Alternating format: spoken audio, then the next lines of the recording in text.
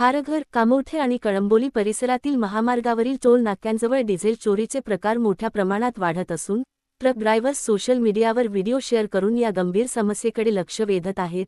वाढत्या चोरीमुळे या तिन्ही शहरांची प्रतिमा मलिन होत असून नागरिक आणि वाहनचालकांमध्ये असुरक्षिततेची भावना निर्माण झाली आहे। या वाढत्या गुन्हेगारीला आळा बसावा यासाठी खारघर टोल नाका, कामोठे टोल नाका आणि कळंबोली सर्कलजवळ तातडीने महामार्ग पोलिसांची बीट चौकी उभारण्यात यावी, अशी मागणी भीम आर्मी रायगड जिल्हाध्यक्ष सिद्धोधन माधव कांबळे यांनी नवी मुंबई पोलीस प्रशासनाकडे केली आहे। कांबळे यांनी म्हटले आहे की डिझेल चोरीच्या घटना दिवसेंदिवस वाढत असून ड्रायव्हर्समध्ये भीतीचे वातावरण आहे।